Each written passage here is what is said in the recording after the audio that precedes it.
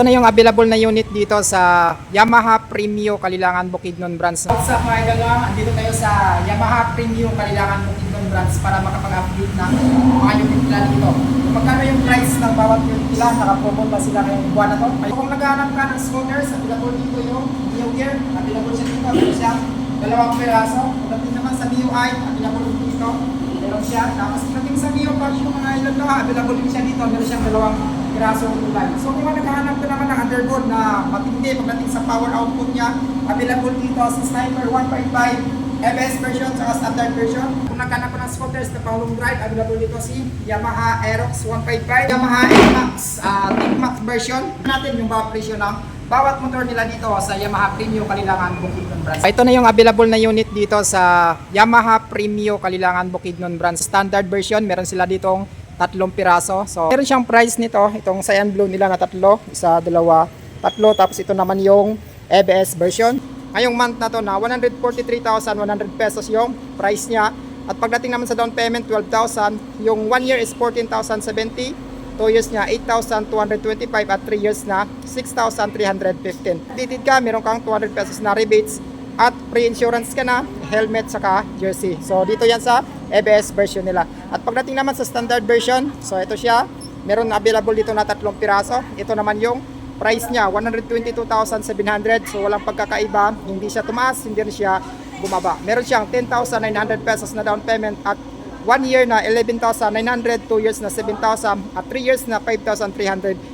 So same din yan, may 200 pesos na rebates basta updated ka magbayad. So pagdating naman sa scooters nila, maraming available dito. Mio Gear, mga idol no, meron siyang kulay black saka kulay brown. Pagdating sa presyuhan naman itong Mio Gear, no, meron siyang 80,800 pesos, meron siyang down payment na 6,900 at pagdating sa 1 year is 8,030, 2 years na 4,730, 3 years na 3,665. So ganun din, meron siyang 200 pesos na rebates. At kasama siya sa promo dito mga idol no, ngayong buwan na to, meron siyang 5 kilos rice kapag inabil mo to ng cash man yan or installment. So kung naghanap ka ng Mio Gear, available dito yung black tsaka brown. Pagdating naman sa Yamaha Mio 125i nila, available dito yung kulay, ayan, cyan blue na combination, tsaka white at tsaka black. So meron na rin siyang 5 kilos rice kapag inabil mo to ng cash man yan or installment. Tapos sa price niya, 74,700 pesos at down niya naman na 4,900. 1 year na 7,550, 2 years na 4,450 at 3 years na 3,440. So ganun rin, meron siyang 200 pesos na rebates.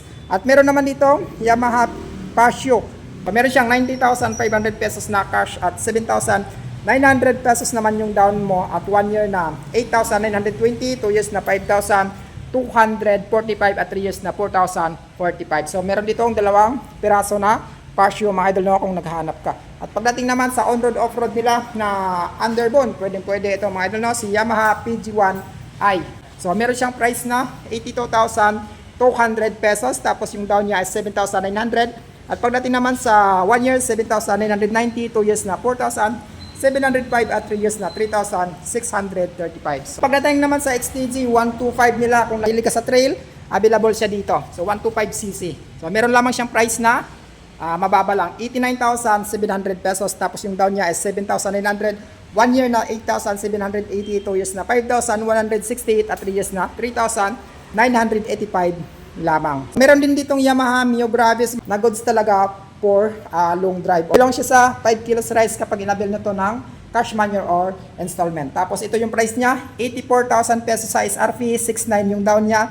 Tapos yung 1 year is 8,195, 2 years na 4,825, 3 years na 3,725. At pagdating naman sa Aerox mga idol na, available dito yung kulay black, combination ng blue, tapos meron din dito ang blue, ayan, saka combination ng white. So ito silang 2 mga idol. So meron siyang price na 124,000 pesos sa SRP niya. Sa down payment niya naman is 10,900, 1 year na 11,950, sa 2 years na 7,000, tapos sa 3 years na 5,380.